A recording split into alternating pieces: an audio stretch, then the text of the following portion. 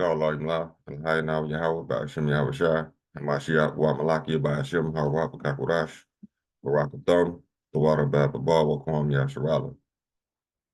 Double honor to the apostles, elders, and bishops of Great Millstone, who teach us daily, and to the men out there teaching the likewise doctrine, I say Shalom. Y'all got to excuse my voice, Salakia, for my voice. It's kind of early in the morning. Well, I just got up for real, but we're going to talk about Iran capturing what they call a U.S. vessel. And they caught this vessel smuggling some type of oil and liquid gas. And they think it was a U.S. vessel stealing. So Iran seized it. And see, this is only the beginning, because I think now they're starting to target U.S. ships, U.S. warships. And we told y'all this was going to happen because the world is not going to just sit back and let the United States just continue to take what they want to take and do what they want to do. Now they still get. Now Trump just made a statement talking about how he still need Greenland. You know what I'm saying? So they stuck on stupid, and their end gonna come through them, just like in Second Ezra chapter 11. But I want to show you this video, but let's get the copyright disclaimer real quick. Copyright disclaimer under Section 107 of the Copyright Act 1976, allowances made for fair use for purposes such as criticism, comment, news, reporting, teaching, scholarship, and research. Fair use is a use permitted by copyright statute that might otherwise be infringing. Nonprofit, educational, or personal use tips the balance in favor of fair use. But check this out, y'all, because I promise you, it's finna get worse.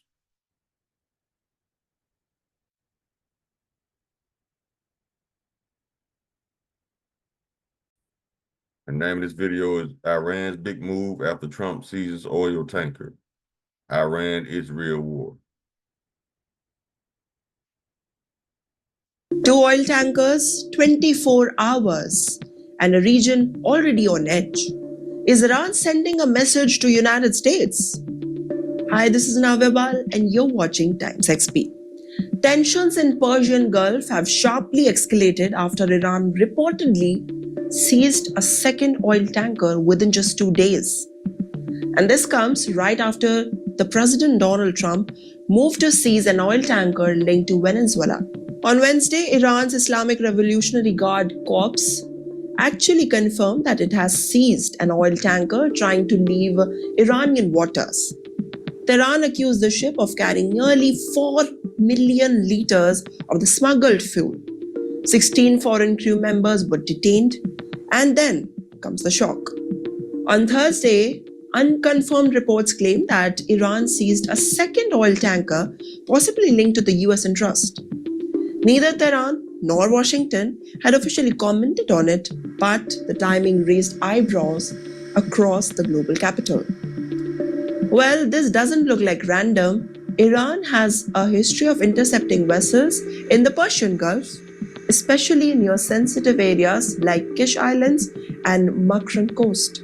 In the recent months, tankers flagged on the Marshall Islands and Eswatini were also detained.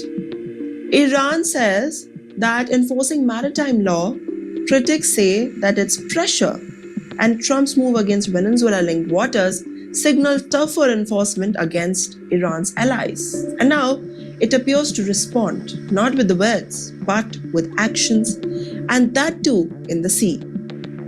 And here is the twist. The ship involved aren't just Iranian, they're foreign flagged and also crewed by international sailors. That means every seizure sends a message far beyond Iran and the United States. It rattles shipping routes, oil prices, and the global energy security. But for Washington, the silence is telling a different story. And for Tehran, its ambiguity is powerful. Because in the Persian Gulf, uncertainty itself becomes a weapon. Well, the bigger question is now, are these seizures about smuggling or they are about the deterrence? Because history shows that when the tankers become bargaining chips, escalation follows fast. Mhm. One wrong move, one miscalculation, and the world's most critical oil corridor could become the next flashpoint. So now let me ask you a question. Is Iran enforcing the law or actually daring the US to respond? Drop your thoughts in the comments. Shit, Iran matching fire with fire. That's what it is. Iran always had an end for the United States. I think because they still heated over General Soleimani when the United States murdered him. So they ain't forgot. You see what I'm saying? They still got beef. But Iran ain't scared to flex. Now, that question that she asked at the end of the video, are they enforcing law or are they invoking the United States to respond? I would say both. Because why not? Why can't the United States be held accountable under the rule of law, so-called, that they put other nations under? Why is it that the United States is allowed to roam and do whatever they want to do, but in any other country, they hold them to the letter of the law? Somebody has to be the first one to tell the United States to fuck off. And that's what's going to happen. This is in the near future. This is what's about to happen. Blood is going to have to spill on the United States side. It has to, because this is the only way to make somebody on these United States warships consider consequences of following unlawful orders from their toddler in chief. So if everybody's reckless,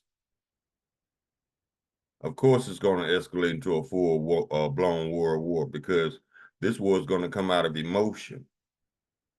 Because every nation is going to know that they're breaking the law consciously. They just not going to care, because the United States doesn't care. So they're going to stoop to that same level of carelessness to combat the United States. Because the United States never played fair. They've always been the first rogue state by definition. Let's get some scriptures.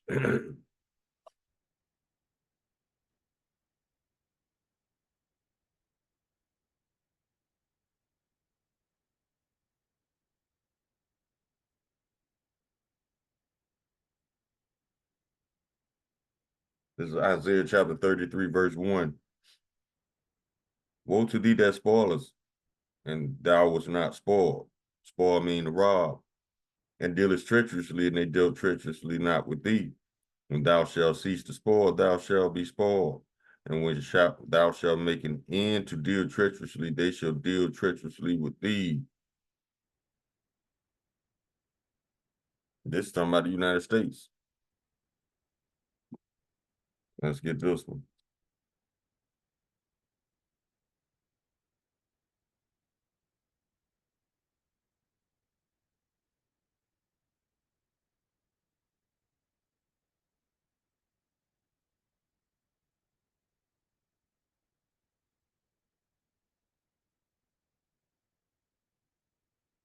This is the book of Revelation, chapter 11, verse 18. And the nations were angry, and thy wrath is come, in the time of the dead, that they should be judged, and that thou shouldest give reward unto thy servants, the prophets, and to the saints, and them that fear thy name, small and great, and shouldest destroy them which destroy the earth. Who destroy the earth? The United States and Israel. What they call them, the chosen victims, yeah. And let's go to Revelation chapter, I think it's 6. Yep. Revelation chapter 6, verse 4. And there went out another horse that was red, and power was given to him that sat thereon to take peace from the earth, and that they should kill one another, and there was given unto him a great sword. Esau, he can't sit down. He always in other people's business, always trying to figure out how to steal somebody's shit. And the world tired of it.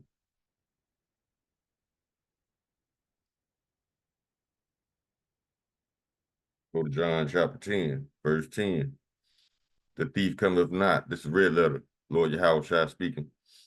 The thief cometh not but for to steal and to kill and to destroy. I am come that they may have life and they may have it more abundantly. The Esau killed everybody and everything on the planet if the Lord didn't come back. This is how emotionally unstable he is. That he in constant denial about his emotional instability and his fragility.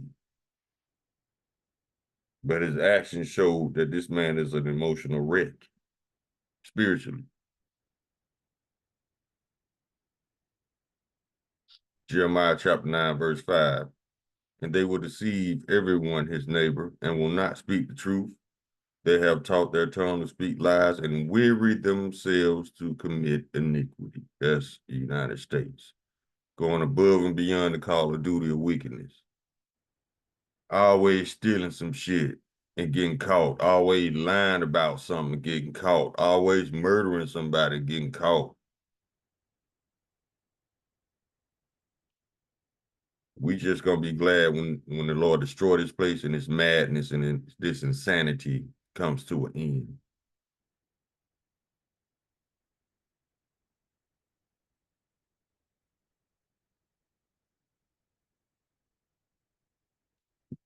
Isaiah chapter 29, verse 15.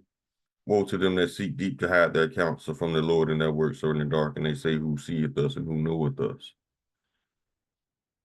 The United States problem is, first of all, they following dumbasses. The United States is following the chosen victims.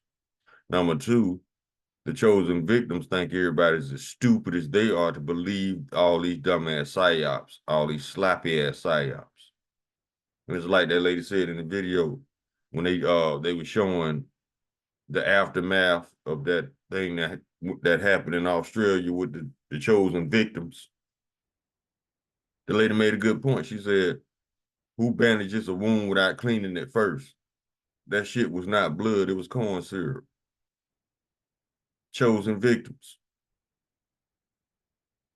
That's where they messing up at. They think everybody's as stupid as them.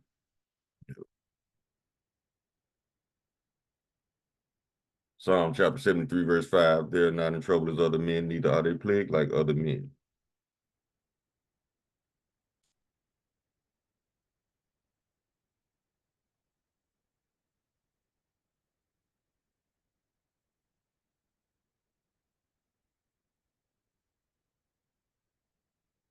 Now, this is what the prophecy says is going to happen when World War III goes full blown. This is Jeremiah chapter 50, verse 9. For lo, I will raise and cause to come up against Babylon an assembly of great nations from the north country, and they shall set themselves in array against her, battle formation. From thence she shall be taken. The arrow shall be as of a mighty expert man. None shall return in vain. Verse 14, put yourselves in array against Babylon round about. All ye that bend the bow, shoot at her. Spare no arrows, for she hath sinned against the Lord. Shout against her round about. She hath given her hand. Her foundations are fallen. Her walls are thrown down. For it is the vengeance of the Lord Yahweh. Take vengeance upon her as she has done. Do unto her.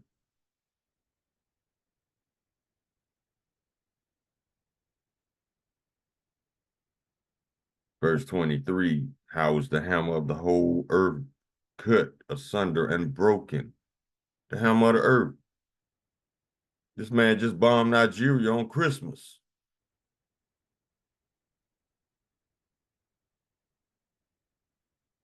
How has Babylon become a desolation among the nations? This is the Lord making mockery of the United States after he destroys it. I have laid a snare for thee, and thou art also taken, O Babylon, and thou was not aware. Thou art found and also caught, because thou hast striven against the Lord. The Lord have opened his armory and have brought forth his weapons of his indignation. For this is the work of the Lord Yahweh of hosts in the land of the Chaldees. Verse 29, call together the archers against Babylon, all ye that bend the bow camp against it round about. Let none thereof escape. Recompense her according to her work, according to all she has done, do unto her. For she hath been proud against the Lord Yahweh, against the Holy One of Israel.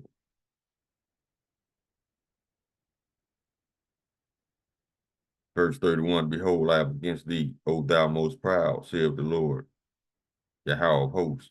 For thy day is come, the time that I will visit thee. And the most proud shall stumble and fall, and none shall raise him up. And I will kindle a fire in his cities, and it shall devour all round about him.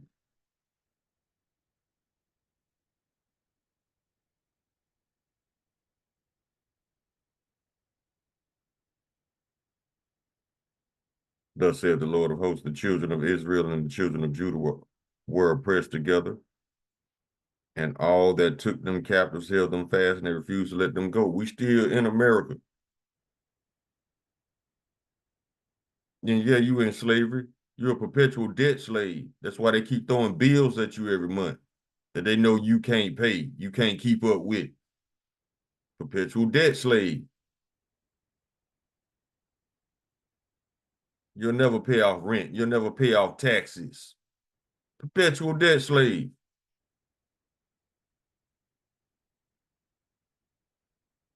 Verse 34, their Redeemer is strong.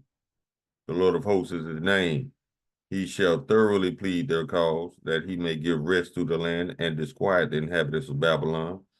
A sword is upon the Chaldeans, modern day Edomites, saith the Lord Yahweh, and upon the inhabitants of Babylon, and upon her princes, and upon her wise men. A sword is upon the liars, and they shall dote. A sword is upon her mighty men, and they shall be dismayed. A sword is upon their horses, and upon their chariots, and upon all the mingled people that are in the midst of her. And they shall become as women. We already see that, don't it? A sword is upon her treasures, that they shall be robbed. Why? Because Esau stole the shit from the beginning.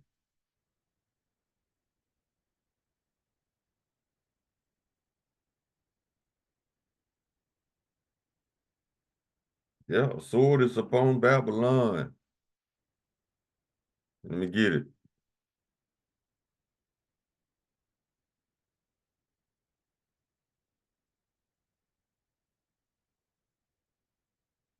That sword is coming in the form of nuclear missiles.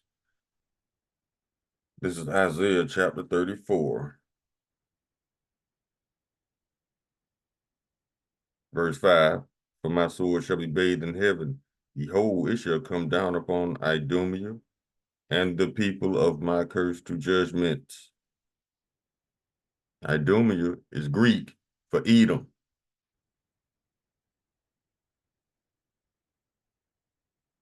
Verse 8, for it is the day of the Lord's vengeance, and the year of recompenses for the controversy of Zion. Yeah.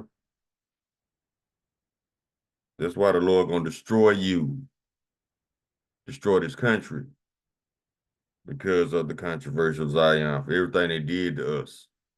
The Lord gonna pay them back. That's why we ain't tripping. We know we got to live in power. Everybody else don't. Let me prove it. That's why we chilling. And people can't figure it out. People of other nations. Why they so chill? Because we got to live in power. Y'all don't. Joel chapter 2, verse 27. And ye shall know that I am in the midst of Israel, and that I am the Lord your God, and none else. And my people should never be ashamed. That's why we ain't tripping. Y'all the ones that need to be scared as hell. Because the Lord ain't just pissed off at the Edomites, he pissed off at all the other nations that took advantage of us.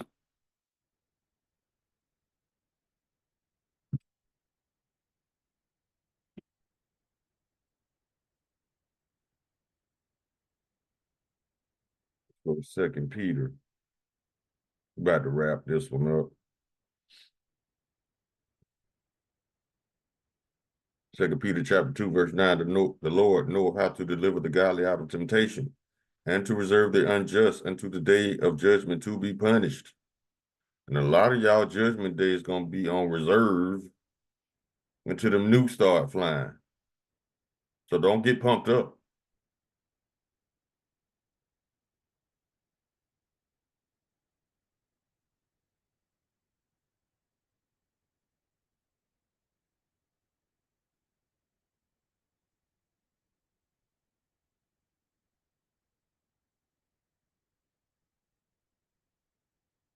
Get this one.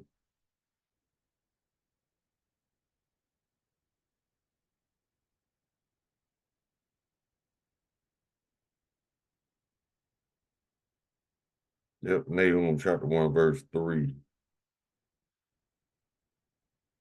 The Lord is slow to anger and great in power, and will not at all acquit the wicked. The Lord hath his way in the whirlwind, and in the storm, and the clouds are the dust of his feet.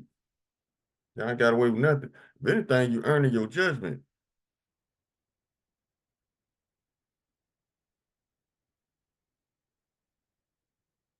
Let's get this one, and we close on this one.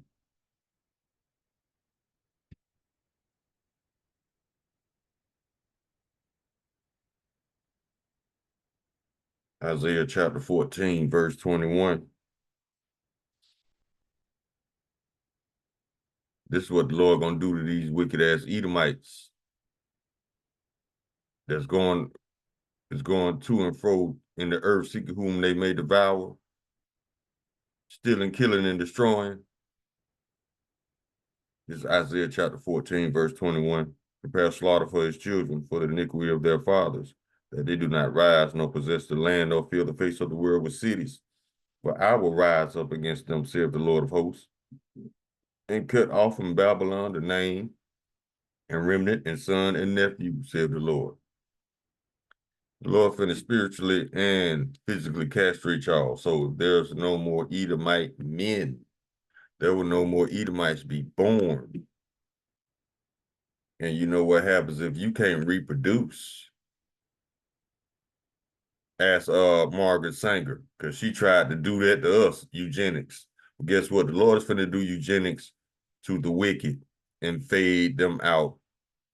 But first, they got 1,000 years of captivity to rebuild our kingdom after they destroy theirs like a dumbass. So y'all following dumbasses in chief, toddlers in chief, they're gonna lead y'all right into captivity with them. Call halal yimla, alahaya now Yahweh by Hashem Yahweh Shai, Mashiach, wa malaki by Hashem, Hawawak Kakurash, Rakathum, the water by Baba Wakwam Yasharala. Shalom.